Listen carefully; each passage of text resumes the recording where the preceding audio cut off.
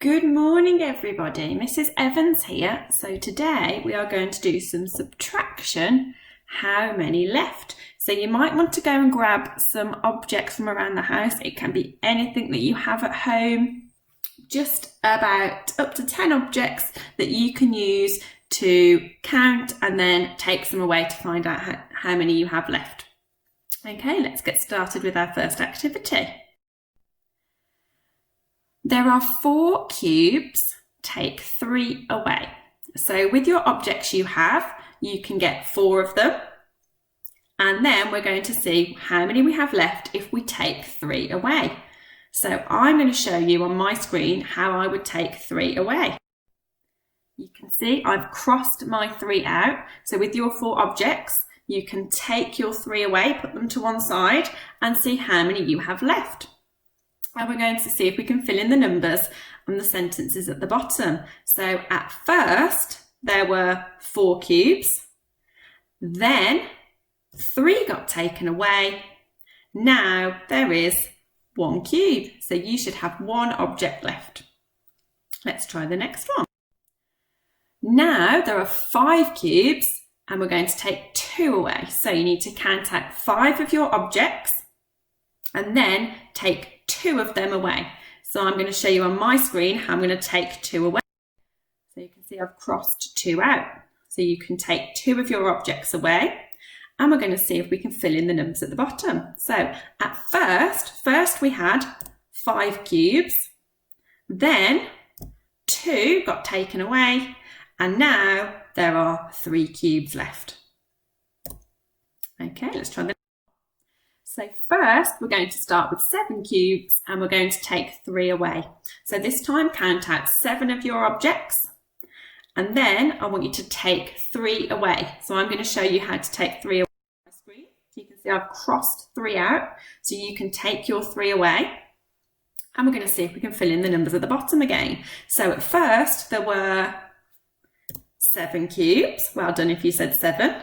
Then 3 got taken away and now there are how many left? 4. Well done. Now there are 4 cubes left.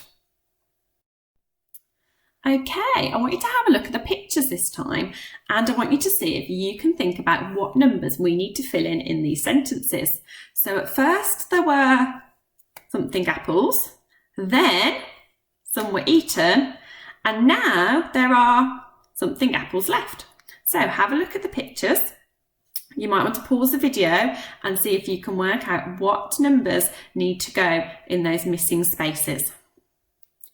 Okay, let's have a look at the answers. So at first there were 5 apples, then 3 were eaten, and now there are 2 apples left. Well done if you got that correct. Fantastic.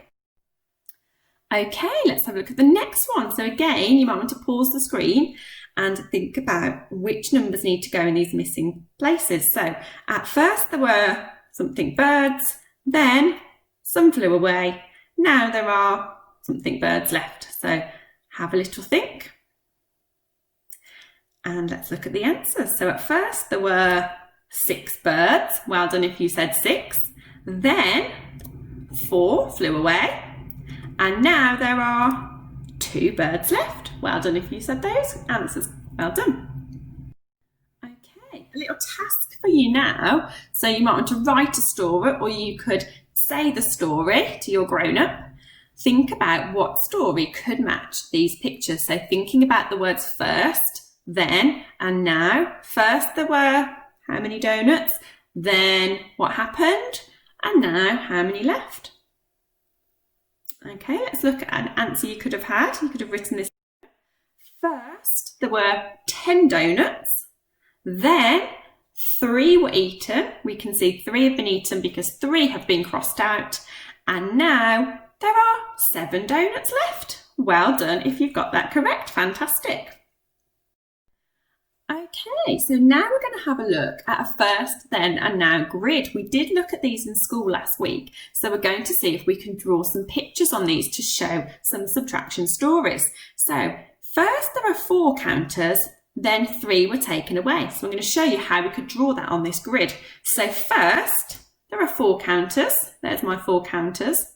Then 3 were taken away. So I'm going to show that 3 were taken away by drawing the 4 counters again, but this time crossing 3 of them out. And now there's 1 left. So I'm going to draw the 1 we have left in the now box. So now there is 1 counter. Let's look at the next one. This time, I want you to see if you can have a think about what I would draw in each of the boxes.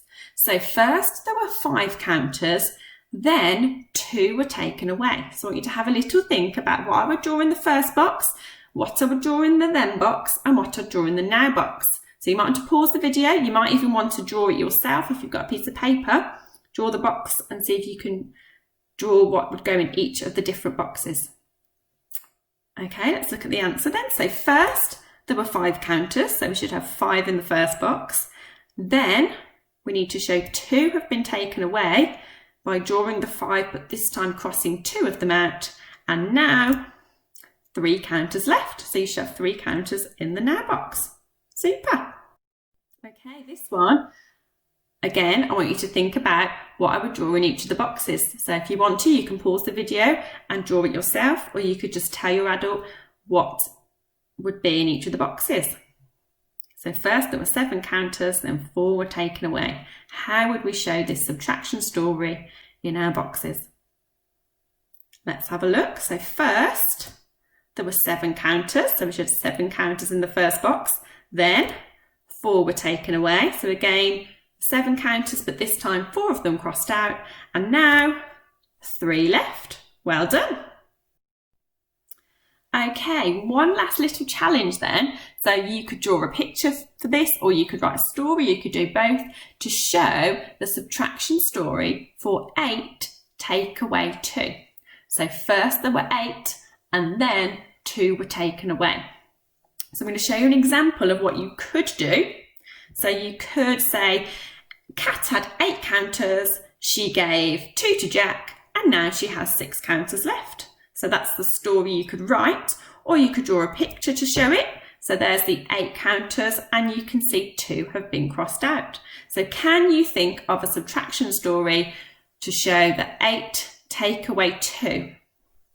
Okay, so today now you might want to think of some other subtraction stories with other things in your house. You might want to use your objects to show some different subtraction stories. So if you draw any or write any, you could get your grown-up to take a picture and they could email them to us at school. That would be fantastic. We'd love to see them. And we will be doing a little bit more subtraction tomorrow. So take care. See you soon. Bye.